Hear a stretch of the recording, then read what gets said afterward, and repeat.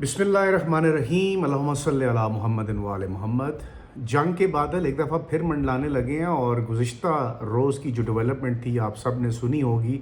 कि जो ईरान की तरफ से यूनाइटेड अरब एमिरेट्स में जहाँ पर अमेरिकन बेसेस हैं उन बेसेस के ऊपर जो है एलिजिडली अटैक्स जो हैं वो किए गए हैं, लेकिन अभी तक ईरान की तरफ से इसकी कोई कंफर्मेशन नहीं है। लेकिन अमेरिका और उसके इत्तहादी जिसमें यूएई भी शामिल है वो ये इल्ज़ाम लगा रहे हैं कि ये हमले ईरान ने किए, और साथ ही साथ उन्होंने ये बताया कि ये जो मिज़ल्स फायर किए गए थे इनको हवा में ही जो है वो इंटरसेप्ट किया गया है, और जो ड्रोन है वो अलबत्ता कहीं जाकर टकराया है और उसकी वजह से कुछ अफराद तकरीबन 3 लोगों के ज़ख्मी होने की इतलात भी मौसूल हुई हैं। अब एक तरफ ये एक इम्पॉर्टेंट तरीन डेवलपमेंट है उस वक्त जब आप ज़हन में रखें कि सीज़ फायर इंटैक्ट है और पाकिस्तान की तरफ से एक सालसी की जो कोशिश है जिसमें सऊदी अरेबिया, कतर और तुर्की भी शामिल है, उन्होंने एक कोशिश की थी कि ये शायद जो एस्केलेशन है इसको कम किया जा सके। इस तनाजुर में ये हमला क्यों किया गया और इस हमले के पीछे आखिर ऐसी कौन सी वजूहात हैं जिसकी वजह से, अगर ईरान जिसने ऑफिशियली इसको डिक्लेयर नहीं किया कि ये उनकी तरफ से अटैक किया गया है, साथ ही साथ स्टेट ऑफ हॉर्मस के अंदर जो कुछ वेसल्स हैं जिनके ऊपर यूनाइटेड स्टेट्स ऑफ अमेरिका की तरफ से हमलों की इतलात भी आई हैं, और उसके जवाब में फिर ईरान ने कोई जवाबी जो वार्निंग शॉट्स हैं वो भी फायर किए हैं। अब इन सारी सिचुएशंस को अगर आप सामने रखते हैं और हम ये सोचते हैं कि अब इस तनाजुर में हम ये कह सकते हैं कि जंग बंदी के कोई चांस हैं, तो मैं पहले भी आप लोगों से अर्ज़ करता आ रहा हूँ कि असल मुद्दे की तरफ कोई भी नहीं देख रहा। वो मुद्दा क्या है, वो नुक्ता क्या है? वो नुक्ता ये है कि यूनाइटेड स्टेट्स ऑफ अमेरिका जो इज़राइल के हाथों में इस वक्त यरगमाल बना हुआ है, वो चाहता तो है इस जंग से निकलना मगर उसके बस में नहीं है। मैंने आपको बताया था कि एक जो ज़ायनिस्ट लॉबी है, जो सिहूनी लॉबी है, मैंने तो वो प्ले देखा है, अगर आप लोगों को कभी इत्तेफाक हो तो पाकिस्तान टेलीविज़न ने भी उसको प्ले किया था, उसको ब्रॉडकास्ट किया था। ये सुल्तान अब्दुल हमीद के नाम से एक हिस्टोरिकल ड्रामा था, तुर्की में ये बना। ये जो सल्तनत उस्मानिया के आखिरी बादशाह थे। अगर आप वो देख लें तो उस ड्रामे में जो उस वक़्त की सिचुएशन बताई गई थी कि वो किस तरह ये इज़राइल के अंदर जो इज़राइल की जो आबादकारी थी, उस वक्त तो इज़राइल का कॉन्सेप्ट नहीं था लेकिन ये लोग इज़राइल को बनाना चाह रहे थे। ये एक ऐसी ताकत है मुख्तलिफ़ ममालिक की, जिसमें यूरोपीय ममालिक हैं, जिसमें फ़्रांस है, जर्मनी है, इटली है और बरतानिया है और अमेरिका है। इन ममालिक का एक जॉइंट वेंचर है, इनके पीछे जो ताकतें इनको चलाने वाले हैं वो इस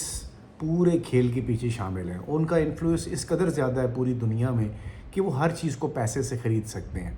तो इस वक्त जो सिचुएशन अगर बनी हुई है और जो मैं आपको बता रहा था कि अमेरिका जो इस वक्त यूनाइटेड स्टेट्स ऑफ अमेरिका के हाथों एक पपेट बन चुका हुआ है, उसकी मजबूरी क्या है? उसकी मजबूरी ये वही ताकत है जिसका मैंने अभी आपके सामने ज़िक्र किया है, वो इनको बिल्कुल भी दाएं बाएं होने नहीं दे रही। और डोनाल्ड ट्रंप के लिए मुश्किल ये है कि वो उनकी मिन्नतें कर रहे हैं कि मैंने तो अपना कोई पॉलिटिकल कैरियर भी बचाना है, अब थोड़ा मेहरबानी कर दें, मुझे कोई इतना मौका तो दें कि मैं लोगों के सामने कम से कम अपनी फेस सेविंग कर सकूँ और इस जंग से बाहर आ सकूँ। सर्वे आ रहे हैं उनके ख़िलाफ़, लोगों ने 60% लोग तो इसके हक़ में नहीं हैं और उन्होंने कंडेम किया है इस जंग को, और उन्होंने अमेरिका के सदर को मशवरा दिया कि वो अपनी इन हरकतों से बाज रहें और जंग से दूर रहें। और इस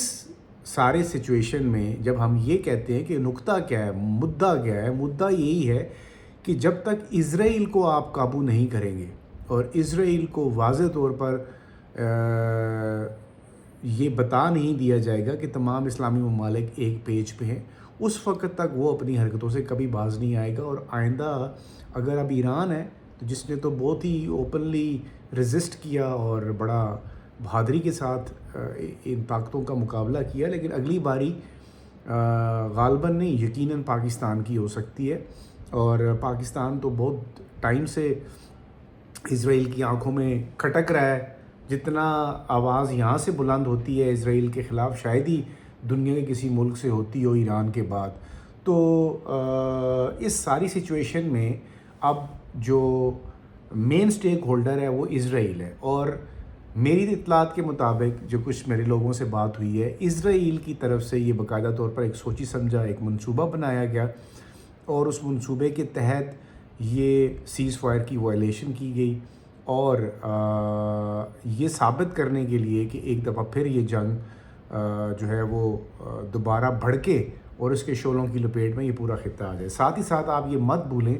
کہ جب میں یو اے ای کی بات کر رہا ہوں تو آپ کو یہ پتہ ہونا چاہیے کہ یونائٹڈ عرب ایمریٹس کے اسرائیل کے ساتھ جو بڑھتے ہوئے تعلقات ہیں، انڈیا کے ساتھ جو بڑھتے ہوئے تعلقات ہیں، وہ کسی بھی طرح سے اب پوشیدہ نہیں ہیں، وہ اوپن ہیں، اور ساری دنیا کو پتہ ہے کہ وہ ان کے ساتھ اسٹریٹجک معاہدے کر رہے ہیں، اور آئندہ آنے والے دنوں میں آپ دیکھیں گے کہ اسرائیل اور یہ انڈیا اور یونائٹڈ عرب ایمریٹس ان کا ایک جوائنٹ آپ کو اسٹریٹجک ایک الائنس نظر آئے گی، اور اس الائنس کا مقصد یہی ہے جو ان کو اب نظر آ گیا ہے کہ اس طرح کے اگر اٹیکس ماضی میں مستقبل میں بھی ان کے خلاف ہوتے ہیں تو ان کو وہ کس طرح سے کاؤنٹر کریں گے۔ اب اس ساری سچویشن کے اندر سوال پھر آتا ہے کہ اب ایک طرف ہم مذاکرات کی بات کر رہے ہیں، خبریں یہ بھی کل آ رہی تھیں کہ جی وہ نئے 14 نکات ایران نے لکھ کے دے دی، انہوں نے کل صاف کہہ دیا کہ بھائی ہم نے کوئی نکات شکات نہیں لکھ کے دیے، وہی باتیں ہیں جو پہلے ہم نے بتائی تھی، ٹیبل پہ بیٹھ کے ڈسکس کی تھی وہی تھی۔ ہاں البتہ آج کی خبر یہ آئی ہے کہ جی کچھ نرمی کی بات کی جا رہی ہے، نرمی یعنی جو جن پوائنٹس کے اوپر جو اسٹرکٹلی ایران رکا ہوا ہے وہ اس کے اوپر کوئی نرمی کی بات ہو رہی ہے۔ تو میرا خیال ہے کہ ایران کا ایک جو سٹانس ہے وہ بڑا واضح ہے کہ وہ اپنی سوورینٹی کے اوپر، اپنی قوم کو کبھی بھی وہ کسی قسم کی ایک دفعہ پھر کسی دھوکے میں وہ مبتلا نہیں کریں گے، اور انہوں نے بہت واضح طور پر بتایا ہے کہ اس سے پہلے بھی مذاکرات کے دوران امریکہ اور اسرائیل نے ان کے ساتھ دھوکہ کیا ہے۔ تو اب اس دھوکے کو جب آپ کے ساتھ ایک نہیں 2 دفعہ بلکہ 20 دفعہ دھوکہ ہو جائے تو پھر غالباً آپ کے پاس کسی قسم کی کوئی گنجائش نہیں بچتی، اور آپ پھر کسی کے اوپر یقین کرنے کے لیے تیار نہیں ہوتے، اور گارنٹیز اور ایشورنسز کی بات میں بارہا آپ کو کر چکا ہوں۔ تو اب اس سارے تناظر میں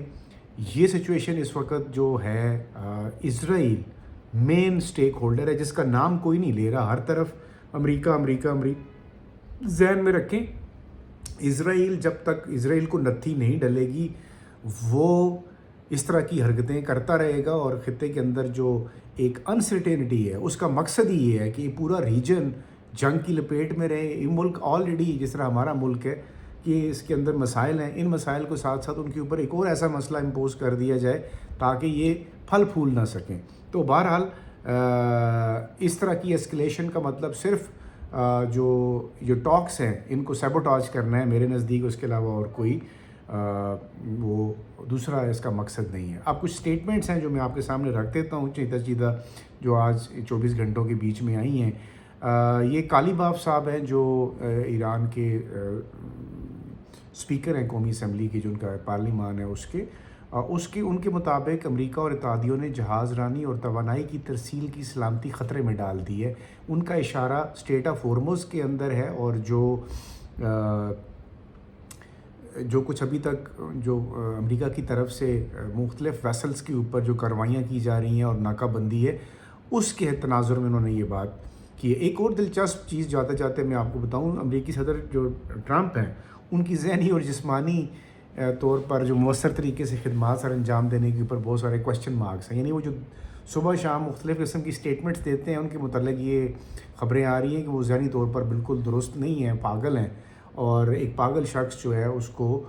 کسی اتنی بڑی ریاست کا سربراہ نہیں ہونا چاہیے۔ ایک پول ہے بڑا دلچسپ ہے، اس کے حوالے سے میں نے کہا چلیں آپ کو یہ بھی بتا دوں۔ پھر ساتھ ہی ساتھ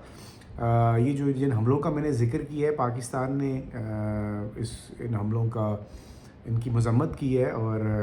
سیز فائر کی وائلیشن کے اوپر بھی اپنے کنسرن ظاہر کیے ہیں۔ ایران اور جو امریکہ کے درمیان ایک سیز فائر اینڈ ایکٹ ہے اس کے حوالے سے ان کا کہنا ہے پاکستان کا کہ یہ کسی بھی طرح سے سیز فائر کے لیے اس طرح کی جو حملے ہیں وہ